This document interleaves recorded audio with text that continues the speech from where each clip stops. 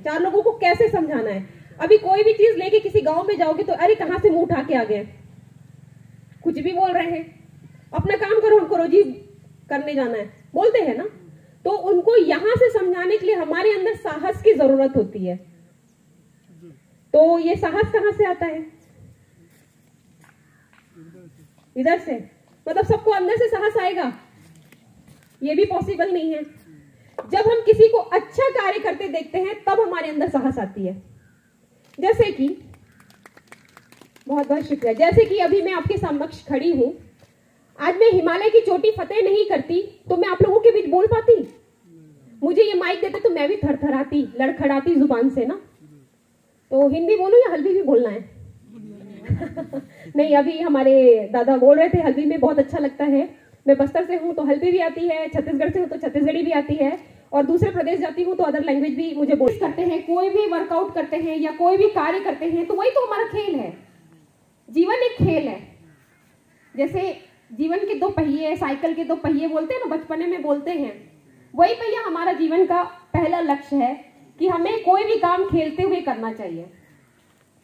तो खेलने कैसे? खेलने के लिए तो एक साथी चाहिए।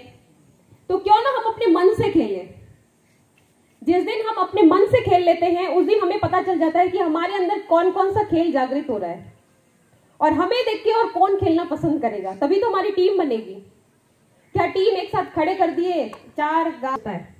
कोई थोड़ा काम पसंद करता है, किसी को भी 5 किलोमीटर चलना, कोई चलेगा 5 किलोमीटर, लेकिन हाँ बता दे वहां पे कुछ खाने के लिए मिल रहा है और भरपूर आज का दिन हमारा वहीं कटने वाला है, तो वो 5 किलोमीटर क्या 10 किलोमीटर चलने के लिए राजी होगा ना, क्योंकि वो वहां सीखने के लिए जा रहा है। सीखना कहां से आएगा? जब तक हम किसी चीज का अनुभव नहीं करते तब तक हम नहीं सीख सकते। तो अनुभव बहुत जरूरी चीज है हमारे लिए। तो जब हम कोई कार्य ही नहीं कर रहे हैं, जब हम कुछ खेल ही नहीं रहे, तो अनुभव कहां से आएगा? तो सबसे अच्छी बात और इंपॉर्टेंट बात हमारे लिए है अनुभव। हर जगह सफलता मिले ये जरूरी तो नहीं, हर लोग हमें समझे ये जरूरी तो नहीं है ना, लेकिन कोशिश करना हम बंद कैसे कर सकते हैं? कोशिश तो करेंगे। अगर 10 लोग हैं, 10 लोगों को हम हंसा सकते हैं। एक बार जोक पास करूंगी हंस भी लेंगे, दूसरी बार सेम जोक पास करूंगी तो भी हंस लेंगे थोड़ा थोड़ा, लेकिन तीसरी बार उस जोक में नहीं हंसेगा, लेकिन 10 में से कोई ना कोई एक तो हंसेगा। तो वो एक हमारे लिए बहुमूल्य होता है। वही है साहस, कि आप में कार्य करने की वो शक्ति है, आप कर सकते हो। तो ये कार्य कहां से आया? खुद से आया। जैसे कि आपको मेरे फील्ड के बारे में बता दूं, हिमालय जो हमारे आज चित्रकूट, तीरथगढ़ देख लो, नीचे उतरते चढ़ते थक जाते हैं लोग, सांस चढ़ जाती है, पसीने निकलते, बोलते पानी पानी। तो ऐसी 8000 ऊपर की मीटर, 8000 ऊपर मीटर की जो चोटियां होती है, जहां ऑक्सीजन ही नहीं है, यहाँ तो पेड़ पौधे हैं, वहां तो ऑक्सीजन भी नहीं है, तो मैं वहां चढ़ती हूँ जहां सिर्फ बर्फ है, जहां सिर्फ चट्टान है, ना वहां चील है, कौवा है, ना कोई जानवर है, ना पेड़ है, ना पौधे हैं, ना खाने के लिए रोटी नहीं है, इवन पानी तक नहीं है, मैं वहां जाती हूँ।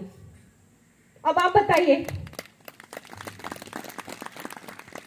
शुक्रिया। तो ये क्या है? साहस है।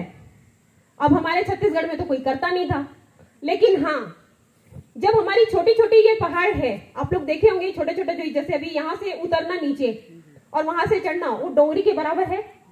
गांव वाले तो हमारे डोंगरी कहते हैं पहाड़ को, छोटे चट्टान को डोंगरी कहते हैं, ये तो पता होगा ना। तो वही डोंगरी चढ़ने के लिए मैं हिमालय पहुंच गई। तो मैंने 2021 में माउंट एवरेस्ट, जो विश्व की, पूरे विश्व की सबसे ऊंची चोटी है माउंट एवरेस्ट, जिसकी हाइट 8848 मीटर होती है, लेकिन कोविड के टाइम में स्नोफॉल होता है, बर्फ गिरता है, जैसे हमारे यहाँ पानी गिरता है वहां बर्फ गिरता है। जितना हम समुद्र तल से ऊपर की तरफ जाते हैं तो जो बादल से वो गिरता है, वो पहले बर्फ गिरता है जो हिमालय पे पड़ती है, वो नीचे आते तक पानी हो जाता है। तो यहाँ पे उसका वाष्पीकरण कहते हैं। जैसे गर्म पानी के आगे ढक्कन लगा दिया तो उसमें वाष्पीकरण बैठ जाता ना, पानी टपकने लगता, तो वही है। तो ये वाष्पीकरण मिलता है और वहां पे बर्फ मिलती है, तो वो स्नोफॉल होता है, यहाँ पे बारिश होती है। तो वहां पे रहना मैंने कैसे चूज किया होगा? नहीं मिलता, होता है ना। अब हम 4 भाई बहन गांव से उठ के आए हैं यहाँ पे, किस लिए आए हैं? किसी मुद्दे के लिए, कुछ सीखने के लिए, कुछ अनुभव के लिए। शायद यहाँ से बहुत लोग एक जेंटलमैन बनेंगे, बहुत अच्छे इंसान बनेंगे, जो सोशल में काम करेंगे, जो हमारे समाज के लिए एक बढ़िया मिसाल बनेंगे ना। तो वही है युवा मितान, एक खेल का माध्यम है। आप अपने से खेलिए, अपने खेल को दूसरे को इंटरेस्ट दिलाइए। जैसे अगर क्रिकेट कोई खेलता नहीं तो हम जानते हैं क्या। बहुत अच्छा लगा, मैं चलो इसी बहाने कम से कम समाचार सुनने का मौका तो मिला। तो ये है मेरे जो पेरेंट्स हैं, मेरे मम्मी पापा। मैं 3-4 साल की थी, पापा मेरे एक्सपायर कर गए। पुलिस डिपार्टमेंट में थे, जगदलपुर से ही हैं हम लोग। तो जब 4 साल की बच्ची पापा को नहीं देखती है, जिसके लाने से है, तो एक होता है ना कि जो झिझक वो मुझ में भी थी। मतलब मैं 12th तक किसी लड़के से बात ही नहीं की। अब आप सोचिए, जब मैं 12वीं पढ़ रही थी, मैं किसी लड़के से बात नहीं की। किसी आजू बाजू से घर जाना है या बात करना तो मेरे बस की नहीं थी। तो ये चीजें थी। दीदी, आपका लक्ष्य पहले पढ़ाई समय क्या था, क्या बनने का? मैं चाहती थी कि मैं बहुत अच्छा स्टेज प्रोग्राम दूं। मेरा बस ये था। जब मैं 4th क्लास में थी तो 4 लोग होते हैं ना जो बहुत बोलते हैं। वो 4 कौन होते हैं? वो हम ही होते हैं। जो हमारे आसपास के लोग होते हैं, जो हमारे समाज से जुड़े हुए लोग होते हैं, वो कहते हैं कि आपकी बेटी ऐसा कर रही है, आप ऐसे ही करवाओगे। तो वो जो चीजें हैं ना, चुभती है। तो चुभने से हम क्या करते हैं? रोते हैं, गाते हैं, बिलकते हैं, है ना, घर वाले पे गुस्सा निकालते। लेकिन मैंने ऐसा नहीं किया। मैंने उसे पूंजी बना के रख लिया। क्यों? अगर वो नहीं बोलते तो शायद मैं दूसरा चूज कर पाती। तो मैंने वो छोड़ के फिर दूसरा स्टार्ट किया। तो मेरा जो लक्ष्य था वो मुझे निर्धारित नहीं हो रहा था। तो मैंने पहले स्टेज प्रोग्राम दिया। स्टेज प्रोग्राम के बाद मैंने डांसिंग का प्रोग्राम दिया। डांसिंग के प्रोग्राम में भी, हाँ आपकी बेटी अब तो नाचने लग गई है। तो ये जो बातें हैं ना, चुभती है। तो मैं वो अपनी झोली में बटोरती थी। जब कोई मुझे बुरा बोलता मुझे बहुत अच्छा लगता है, बहुत अच्छा लगता है। अब हमको कोई बुरा बोलेगा तो कैसा लगेगा? हम तो लड़ बैठेंगे ना। तो लड़ना क्यों? जवाब शालीनता से दो, अपने कार्य करके दो, बस यही है। और मेरा जो लक्ष्य था वो माउंट एवरेस्ट का था, जिसको मैंने 12 साल में कंप्लीट करके अभी राष्ट्रपति अवार्ड मिला है। मैं भारत की पहली महिला हूं जो माउंट एवरेस्ट और माउंट लोहस्ट है, जो विश्व की 2 ऊंची चोटी है। पहली ऊंची चोटी माउंट एवरेस्ट और चौथी ऊंची चोटी माउंट लोहस्ट है। इसको बैक टू बैक 10 दिन में मैंने किया था। दीदी, एक सवाल तो आप नहीं दिया, आपका गुरु कौन है? गुरु मेरी माँ ही है। क्योंकि अगर माँ ने मुझे नहीं संभाला होता तो शायद स्टार्टिंग नहीं हो पाती। गुरु के लिए ही वेट कर रहे थे। माँ तो पहले ही गुरु ही है। सेकंड में तो कोई होंगे, तो आपके इस रास्ते पे लाने में या इसमें मदद करने में कोई होगा? इस रास्ते का मैंने आपको बताया था कि एनएसएस जो है, राष्ट्रीय सेवा योजना, उससे जब मैं जुड़ी तो हमारे बघेल सर होते थे जो अभी इस दुनिया में नहीं रहे।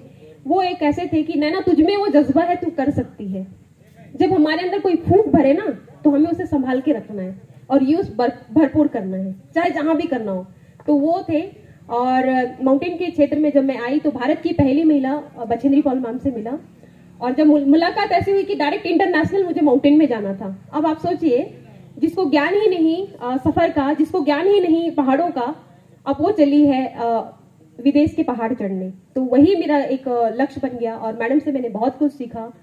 और सीखते हुए उनके टाटा स्टील के थ्रू मुझे बहुत सपोर्ट मिला। उस समय 2011, 12, 13 तक मैं बहुत टाटा स्टील के करीब रही। जमशेदपुर टाटा नगर, पहले हमारे लोहंडीगुड़ा में डलने वाला था, शायद आप लोगों को पता हो।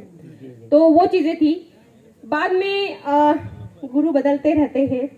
जब मुझे किसी से सीखने की मिलता है, चाहे मैं आपसे भी सीख लूं तो आप मेरे गुरु हो जाते हैं। तो वो चीजें था, सीखने का जुनून। अगर आप में सीखने की जुनून है और किसी को रिस्पेक्ट दे दी और आपको कोई सिखा दिया तो समझ जाइए वही जीवन का लक्ष्य है। तो ये मेरा लक्ष्य बरकरार है। थैंक यू दीदी।